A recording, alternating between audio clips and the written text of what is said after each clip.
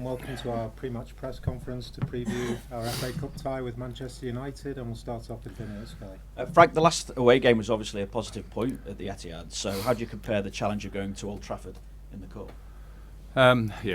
Similar in terms of stadium we're going to, a team that are in very good form, good team, good individuals, good squad.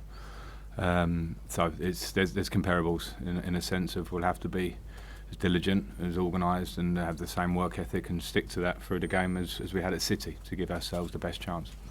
Obviously the mood after the City game has been hit by that defeat to Brighton, so what conversations have you had with the owner, the chairman, the chief exec, director of football since then, and what they said to you, given obviously results have meant that you've slipped into the bottom three? Yeah, private conversations, simple as that. Did you have to seek reassurances, or have you been given reassurances over the time that you will get to turn the run of results around? No, I've never and would never seek reassurances. There's a part of my job is absolutely to focus on the job in hand, day to day, game to game.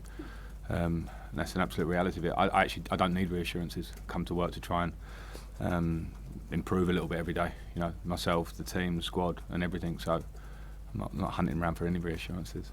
You spoke about having the belief in yourself to turn things around as well. Do you also sense from the fans that the goodwill remains, because the fans desperately want you to be successful here? Well, I think I came here in nearly a year ago now, and my feeling when I walked in the building, a lot of Evertonians who've got such passion for this club felt that we were going in the direction of relegation. That's my honest feeling. So we managed to have an incredible time together. It sounds a little bit, soppy, whatever you want to say, but to stay up, everyone saw the images at Palace, and I lived that moment with the fans, and so did everybody here at this club. In my mind, as I went home that night and had a glass of wine, I was like, this is where the work begins, and it's going to be a tough journey, because the elation of surviving the relegation battle is all well and good, but the reality means that there's a lot of work to do from there, because why were we in that battle? So I feel like we're in that process. Now, I'm not silly. We need to get results. We want to stay in this league. That's the first thing this year. We've just slipped into the bottom three. That's not my major concern, and I'm not talking away from that. I'm just saying when we win and around this area, it's a reality. If we win our next league game, we'll be out of the bottom three, probably. So those are just part of the process for me, and I can't affect anything other than that. My point being that I think I was very aware of what I came to in this job. I want to be a success at this club, and whatever challenges that come, I'll take them head on and actually enjoy them. I enjoy working for this club. It's a real honour for me. So I've got no. That's why my previous answer was I don't need reassurances. I don't need these things. I'm a big man who's working for a great club, and I'll keep doing it. The fans, though, were obviously worried about the situation the club finds itself in, and how do you stop that impacting or continuing to impact the players that go out to perform for you on the pitch? Well, we can only control what we can control, so we want to perform well and show performances with a real work ethic and passion. I've always said that always ignites the fans in the right way. That's our responsibility. So, and also to play for Everton, you can really enjoy 5,000 people coming before games that helped us get a victory last year, and maybe sometimes you just have to show big balls as well to play in difficult moments, because there's a passionate fan base, and I've got no problem with that, and we just have to focus on what we do. And at certain times this season, I think we have done it. And sometimes do you need the fans when you're a bit below par? Yeah, for sure you do. And, that's something that we really want. But at this moment, it's on us to try and bring them with us. And as I say, stand up and play for Everton. A different reassurance that you might look for is what tools you're going to be given to further enhance the squad during this transfer window, and where you at as regards that, because obviously you're looking to bring in a forward option. We hear the link with Danny Ings and a potential loan deal. Is it only loans that you're looking at? Is it the chance to bring in longer term solutions, and what is the situation as regards Danny? Well, both, I'm not talking about Danny Ings, but both options that you mentioned there, loan or obligations or buying players, all things are on the table. I'm never going to sit here and talk about finances, because it's not my point or my strength to give you the detail enough on that. We want to improve the squad in January. We want to help the squad in January. But my job has to be first and foremost to work with the players we've got here now, and how we get a result against Manchester United and Southampton. If we can improve and help the squad, then great. It's not an easy window, everybody knows that, but we'll certainly try to improve it, because it feels like we need that for sure.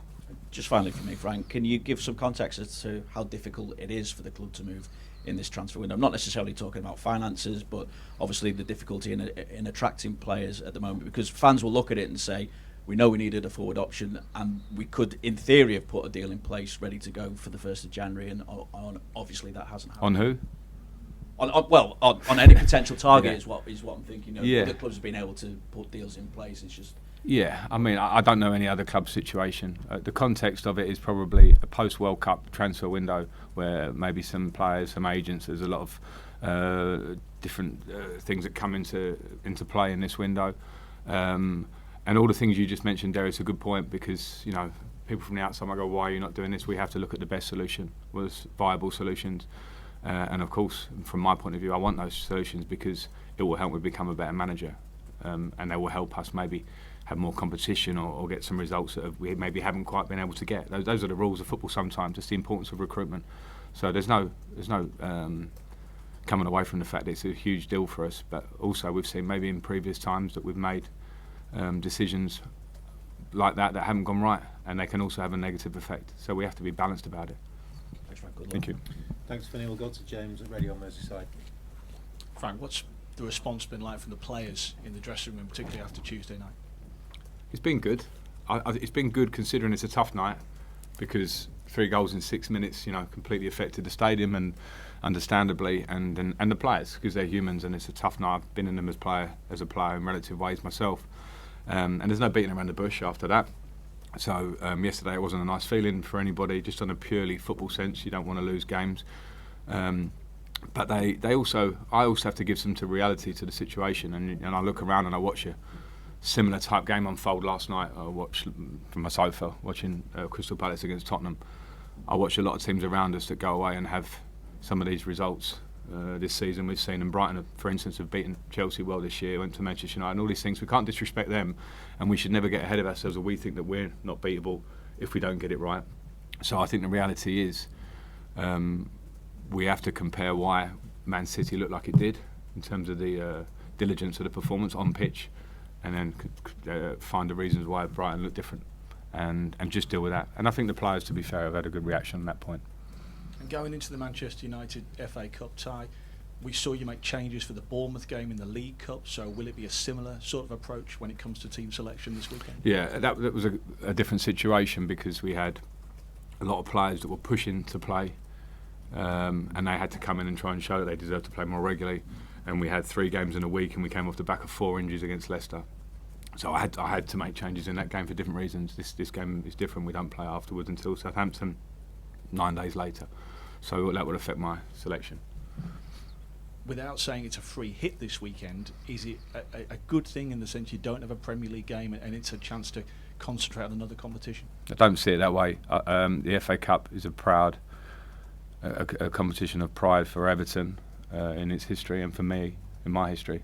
So I give it the same importance. It's a different competition, but off the back of, you know, the feeling after Brighton, whether it was 3 points or an FA Cup next round on the cards, we have to approach it in exactly the same way.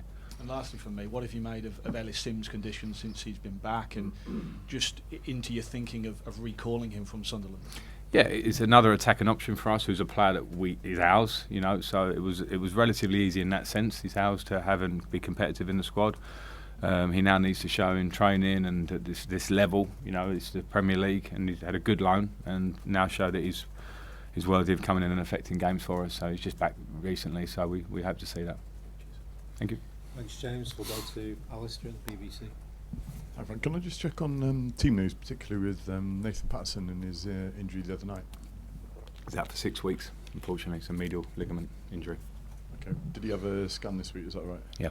Yeah. Is there any other issues that need to be aware of this week? No, we've had illness with Anthony Gordon. Yerry's over it. Anthony's off the back end of it, so we'll have to consider that. Dominic was pretty fatigued after the Brighton game, so we have to consider that as well going into the game. So we'll see exactly whether he's fit to start or not. So other than that, I believe we're where we were. Bit of a blow for Nathan. Obviously, he's had injuries already this season, hasn't he? Yeah, it's a blow, and kind of a freak one, you know, in terms of how he did the injury, and big blow for us. He's a young fullback who's come in and broke through and done really well for us. We know that, but, you know, it's time for others to take that mantle, and he'll be back. 6 weeks sounds a long time right now, but he'll be back. Just wondered, sort of more widely, how much responsibility do you take for Everton's position at the minute, or do you think it's also down to long-term issues at the club? I take my responsibility absolutely as the manager, as the coach of the club, because I have to affect everything I can and prioritise what the most important things are. And like I said there, it's coaching the team, trying to improve, trying to get the result which we got last year, trying to understand what our result, where we want to get to this year, and trying to attain it. And there are a lot of things at play there. And it's true that when I came in here, I think it was very well known that we want to improve a big part of the club. We had a strategic review for a reason, to look at how can we, be better in every department. Now, I'd be Superman if I could be in charge of every department, so they're not all my roles.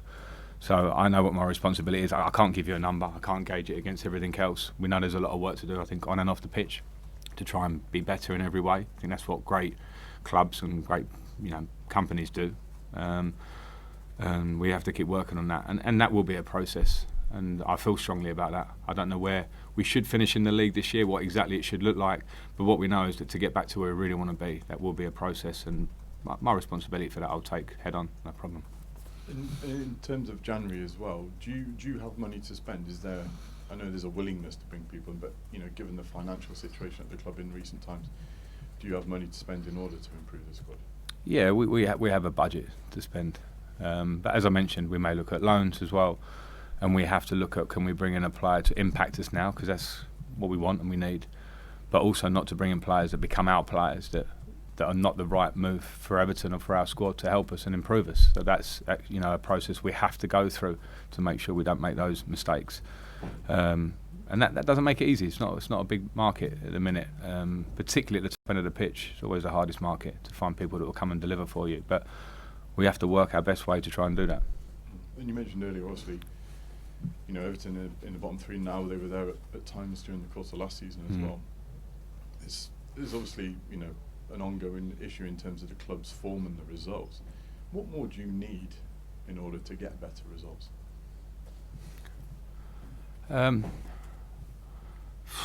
What do you mean? That feels like a broad question. What changes the situation for Everton? Well, firstly to keep working and to build a confidence and a momentum, and we had snippets of it this year, and unfortunately we never capitalised on that. So we need to find that in the short term ourselves. And secondly, can we help the squad in January, like we've just been saying? And yeah, because that will help. We want to be as competitive, and we have to understand that our competitors around us either did that last summer to a big degree, or we're going to go and do it again in January, is the sense. So we have to do our own version of what makes us better, and then compete, and then be up for the fight. Because I think that's where we are. We're in and that's not a problem for a club like Everton.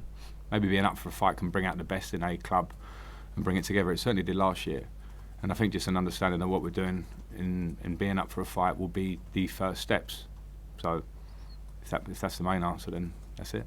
And just last of all, do the players also accept the responsibility for where they are now? Because obviously a lot of them will have been here longer than you. Are they taking it on board as well? Are they taking it on their shoulders too? Well, I haven't had that actual question to each player. You have to sense things, don't you? And I think I know as a manager and as a player, I always took personal responsibilities here, and I'm not acting like a saint there, but I know I made a career out of taking personal responsibility and looking at myself first and foremost. And that's what the players have to do, and they have to do that individually to get the best out of themselves, get themselves at 100%, and then you can have all the other conversations. So are we playing at 100% now in terms of our all-round game? No. Is anybody at any one time? Possibly not. Can we get more of ourselves looking at our recent performances? Yeah, for sure. So that's the responsibility that I certainly hope the players are taking on, and it would always be my message, is that you take your personal responsibility, then the collective thing will come alongside that. Okay, thanks. Thanks. Thanks, Alistair. Any further questions in the open section? We'll go to Ian at the back.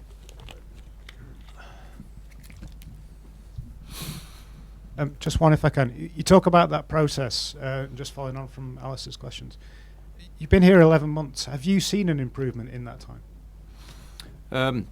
Yes, I have. What I perceive as improvement in the way we try to take the squad forward. Some of the things that happened last summer in terms of some players that have gone off in their own direction, maybe good for the club, maybe good for them, and what we're trying to do in terms of bringing in players that are going to help us going forward. And people can easily cast short-term judgments on certain players. Some players need to settle and improve and we hope they do that, and we'll try and be there to help them do that as quick as possible. And then in terms of league position, you probably say not really, but the reality is that takes time and work, and there's not a story out there. If you look at the most high-performing team in the Premier League this year, in Arsenal, for being top of the league, if you look at their journey over the last 3 years, you see typically how a journey can look, and it's not an easy road, and that one comes with huge investment, which obviously is part of their story. So I wasn't expecting huge. Every improvement has to be step by step, and then maybe one day you go, oh, here it is. Here's what it looks like. At the moment, you can't see it from the outside, but in my opinion, yeah. Thank you. Any further questions in the open section? No. Okay. Thank you.